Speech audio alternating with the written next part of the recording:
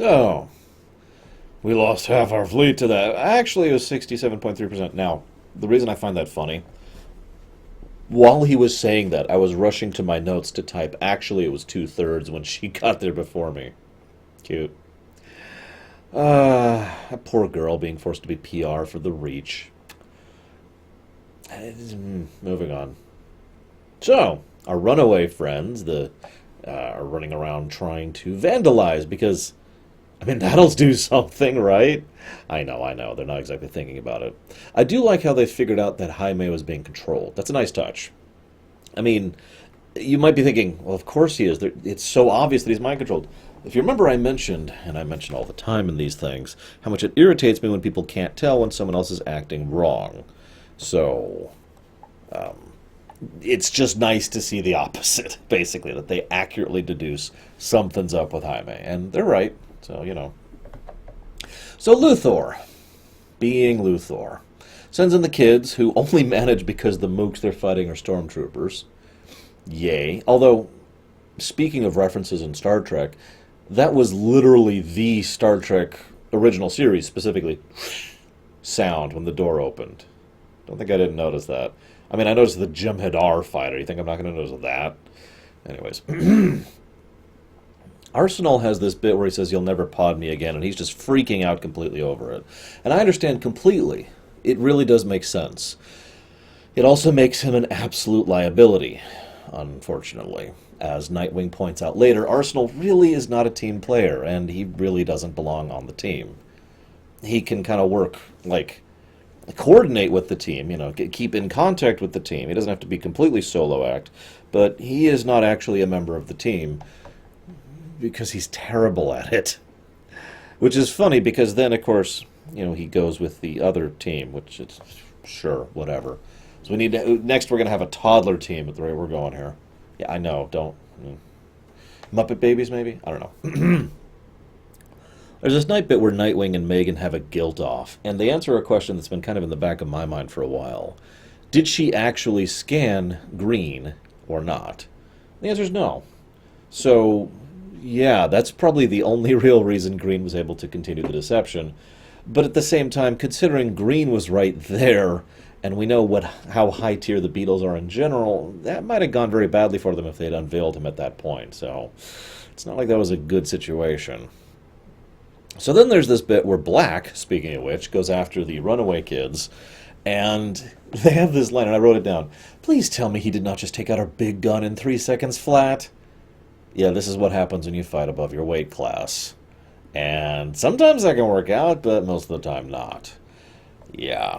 So, this brings me to Godfrey and the Ambassador, who are having their colas, of course.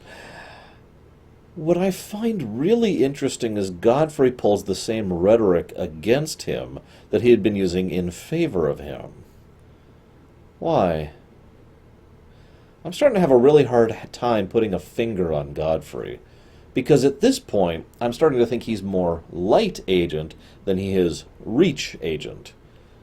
Don't tell me the Light hasn't been operating against the Reach this entire time. I wouldn't be surprised if they've invalidated, let's see, so we got the Cola thing. They have actively kept the metas out of their hands. And this episode is Luthor trying to keep the Crystal Shard out of their hands as well. So that's 3 major things they're doing, well, 2 major things they're doing. One thing I think they're doing against the Reach.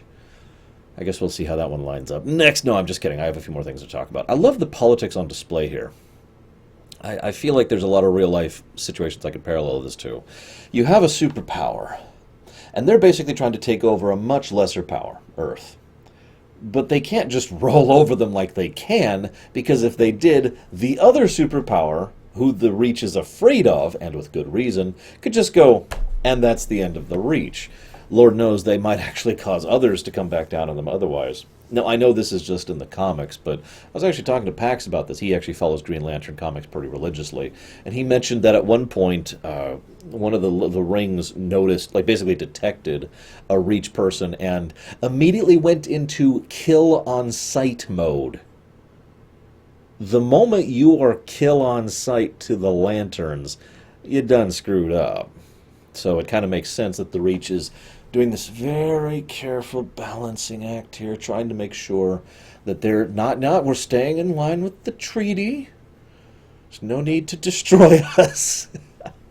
Even though the Reach could effortlessly roll over Earth, right? I mean, we see what the Beatles can do.